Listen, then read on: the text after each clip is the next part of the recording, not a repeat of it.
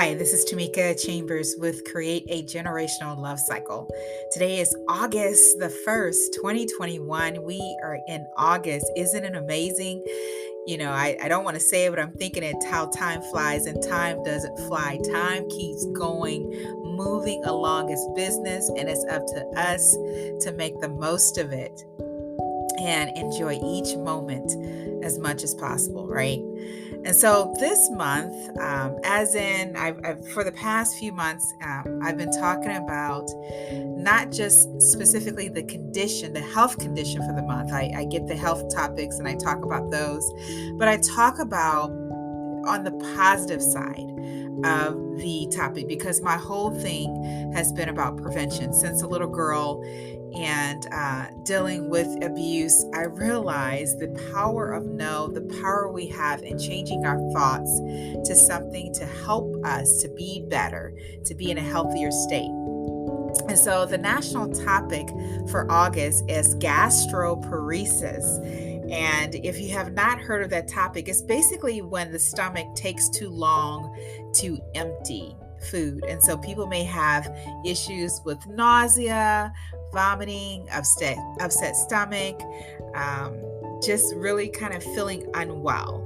And condition, I know there are several conditions that can cause that. We have nerves actually in our digestive system, and anything that interferes with those nerves, hence like too much sugar. Because in diabetes, you have an imbalance of sugar in the blood system, whether it's too low, too high, and it's about trying to get that back to normal through exercise, through healthier eating habits, meal plans, or even medications, oral medications, drugs such as insulin. I'm a certified diabetes educator, and I know the power in changing your thoughts and changing your habits. Ever since I was a little girl, I learned about the power of prevention and how powerful our nose can be when we are fed up with living a certain way and we realize that life does not have to be that way. And so instead of talking so much or spending a lot of focus time on the condition on gastroparesis, I'd like to spend time this month on talking about how can we improve our digestion. And I know over the years I've had some stomach upset, I've experienced heartburn, and recently being here in Oregon, because I was actually trying to find my way with everything going on, and I developed some stomach issues. One of the things I spent some time as a nursing instructor, a pharmacology instructor, and I would love talking about the different systems, especially GI system, and how that H. pylori, Helicobacter pylori, say that 10 times fast. And my students would be like, what is that? What is that? And I'd just get a kick out of talking about it. And it's this bacteria that can live in our gut. And actually, I found out that it's there and typically there in childhood. And something happens to disturb the environment where the bacteria kind of ravages inside of our digestive system. And that's basically what happened to me, is that my H. pylori came back positive late last year. And I was going through a stressful moment. And one of the reasons why I was stressed, I can make all the excuses I want, but what really happened was that I got out of alignment. My mindset changed. I started thinking more of along as a victim, that everything was kind of happening to me, instead of thinking the universe is out to support me, instead of thinking about my faith and God, everything will turn out the way it needs to turn out. I was thinking more of attack, things that were happening. I can't get this done, that done. And so instead of taking the view that, this is going to work for my good, and to really seek out alignment with myself, with God, my creator, and really just take time to rest, because I've been rushing for a long time, taking kids here and there, school, even when we moved to Oregon, just really trying to get them involved in stuff.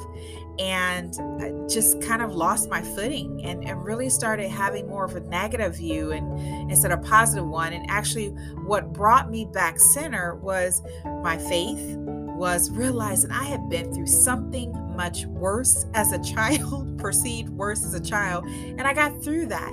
And how I developed a spiritual attitude towards life, about learning from life, being a student of life instead of being a victim. And so thankfully, all things do work together for good. The biggest thing is keeping our eyes on what is the message that we're supposed to receive. And so several years ago, I bought Louise Hay, as you know, founder of Hay House. And one of her books is You Can Heal Your Life. And I bought this book several years ago. If I look, it looks like it was published in 1984. And then there have been a couple additions to it. And I would usually go to the book and how it talked about different things. Even, there's a section where just different health conditions, whether it's childhood diseases, chills, cholesterol. She was part of that New Thought movement. And one of the things that she listened, it talks about heart disease and the symptoms that you can have. And again, it's You Can Heal Your Life by Louise Hay. And I will put this inside my notes for this podcast. But one of the things I looked at even today when I looked at digestion, and I have to find it here. I thought it was under digestion. Maybe it might be under stomach. But here's one that talks about gas pains and how gas pains can be more fear. And that's what I saw. I looked up something else and it said digestion can be fear. What have you digest?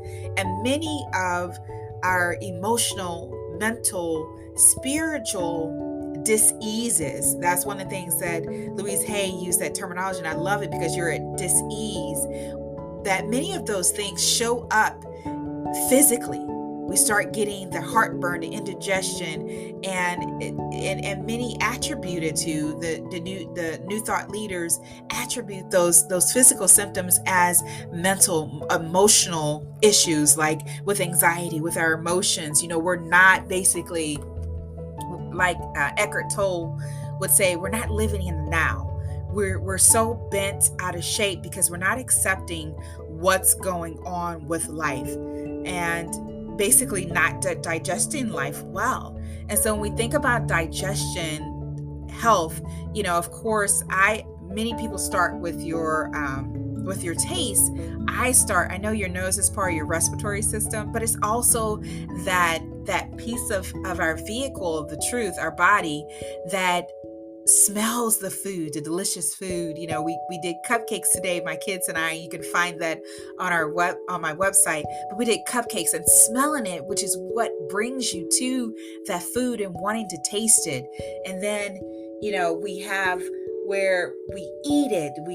Then our body, we eat it to chew it and break it down in small bits, and then our body digests, breaks it down even more and put a little bit of pancreatic juice in it and gallbladder and all these different things that, stomach acid, HCl, that actually combines and breaks the food down more into more of a liquidy type substance, and how our intestines extract those nutrients to help our body continue to work the way it needs to.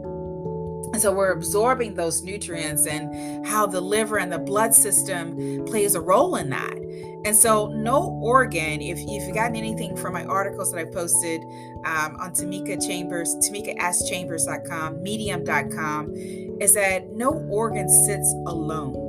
Every organ works together. And so what you do for one, as we just finished talking about the eyes, what you do for one, the vegetables, the antioxidant rich foods, the fruits, the beans, what we do for our eyes in increasing circulation to those small and large highways, those blood vessels throughout our body, we're doing it for our digestive system.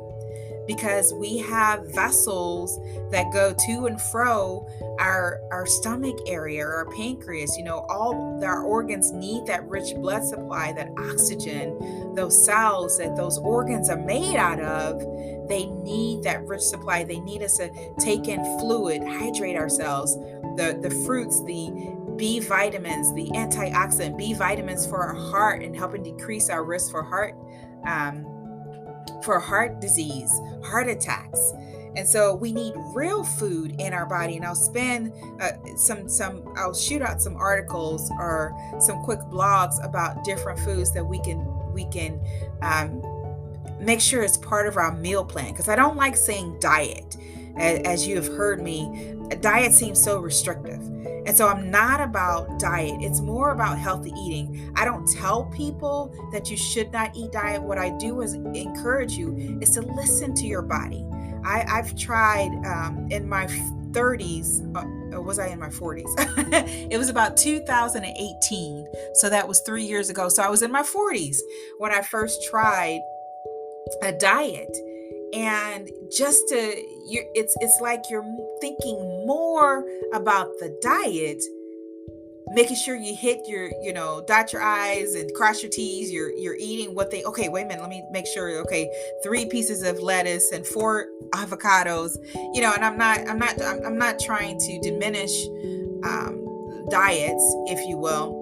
What I'm trying to say is that I encourage people to be in tune with their body, that your body will speak to you. It is a wonderful working vehicle for your message that you are here to give here on earth. And when we sit down, we always talk about meditation, or you often hear meditation and coming in alignment with yourself. You can come in alignment with yourself too as you're eating. How does that food feel to you, your body? Are you getting digestion? Are you running to the bathroom after you eat something? It's about being real with yourself. And I know we get those urges for those summer treats. My kids and I, we made some cupcakes, some lemonade popsicle. You get those urges. I have a malt that is in the freezer right now because I miss John's Drive-In when I was in Venice. I started having thoughts about that and missed it, and decided to go ahead and get a malt, my first time here, and since we've been here, and it's been several years since I had a malt. I can't even think of the last time I had a malt. And so we get those urges for those sweet treats, but we also can inspire ourselves, empower ourselves to make some of those sweet treats at home in a healthier way, something that will continue to feed our body and nourish it the way it needs to. So digestion is just taking in those nutrients, that miraculous way of having us to take in nutrients to feed ourselves and to help our body maintain its balance. So I'm all for that as much as possible. And so some things that I don't know if you know, but they're 2/3 of your immune system approximately is located in your stomach, in your gastrointestinal system, which is your digestive system. Did you know that neurotransmitters are made in your digestive system, including serotonin is located, majority of it, I think it was like 80% of it is located, give or take, in your digestive system. And serotonin is that feel-good neurotransmitter, the one that drugs like amitriptyline, which is used for, or Elavil, which is used for nerve conditions, also can be used to treat depression. You've heard of Prozac, Paxil, medications like that. That basically what they do is they kind of change your chemical. They help to cause a biochemical change, meaning either increase nortriptyline or increase serotonin in your system so that you can feel better about yourself. And there are foods that you can actually take or consume that have tryptophan. It is an amino acid which is a precursor to serotonin. And so there are a lot of things that you can actually do with your meal plan, as Hippocrates, the father of medicine, said, food is medicine. Food is medicine. If you think long time ago, they didn't have all these different drugs. And you think about the Bible, and I think about them living long and, long, that they didn't have that, and of course we have a lot more involved. We have the atmosphere, we have, agriculture, we have just different things that we're manipulating the earth, but there are still ways that we can actually make sure we're getting the nutrients that our body needs to live a quality of life that helps us to enjoy the fruits of our labor, to help us enjoy the work that we're here to do and sharing our message. Did you know that you have many nerve endings? I talked about gastroparesis in your abdomen. And so conditions like too much sugar, diabetes, can actually kind of, if you will, turn off those nerve signals. And basically I see the nervous system as this electrical current. You see wires and stuff that are out there, the light posts and wires that are out there connecting lights and providing electricity. We have a similar system in our body. And when we have too much of something floating around in our system, it can actually impair the way that our body works. And so when we talk about digestion, I don't want to spend a whole lot of time on it, but those key elements that are involved. We know the nasal. I like to include it, even though it's part of the respiratory system. Your mouth, your throat, everything that happens in there, and how we have in our throat the lid that kind of covers our lungs so food doesn't get into our lungs, and how things go down in our esophagus, which is towards the middle of our chest, and our stomach and pancreas and gallbladder and liver. The liver, which is a great organ that actually helps to cleanse our blood and remove toxins, and how it helps to make cholesterol and just different things each organ does to help protect and maintain and sustain our body. And so I want to spend a lot of a good amount of time just talking about that over this past month. And feel free, I have ways that you can contact me on my website, or even ask questions if there's something you want to hear about on this podcast. And so the ultimate question comes, why does this help to create, why does talking about digestive help to create a generational love cycle? Well, the reason why it helps is that the more you take care of yourself, the more you learn about your digestive health, the more you learn about helping to balance your serotonin or other neurotransmitters with the foods that you eat, the happier hopefully you're going to be.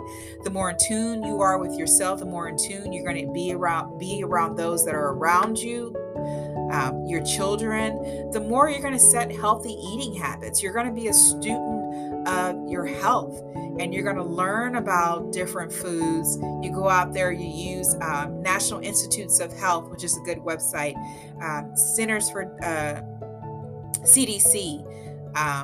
You can use WHO, World Health Organization, Centers of Disease Control.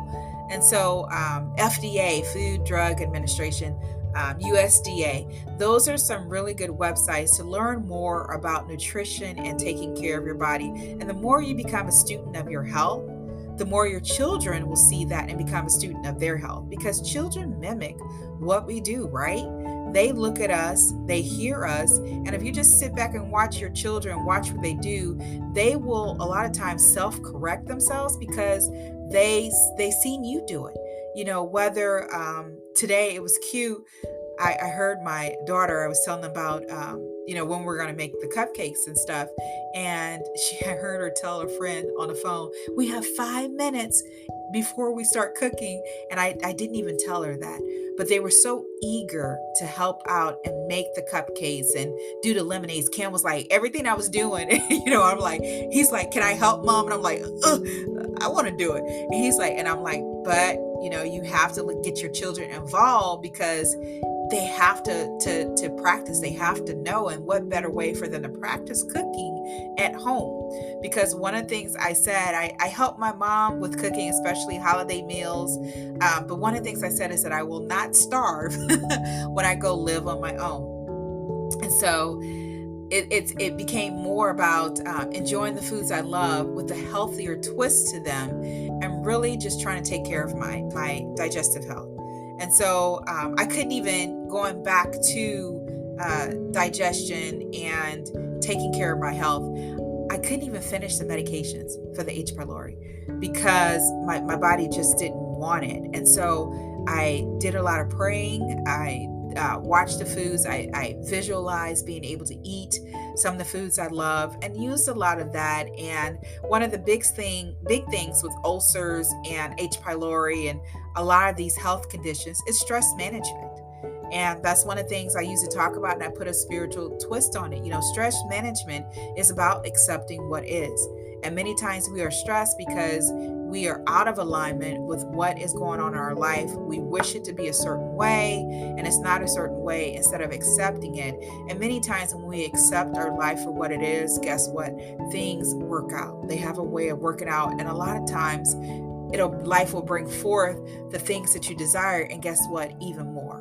Because I realize that God will bless you with your heart's desires within His will for your life.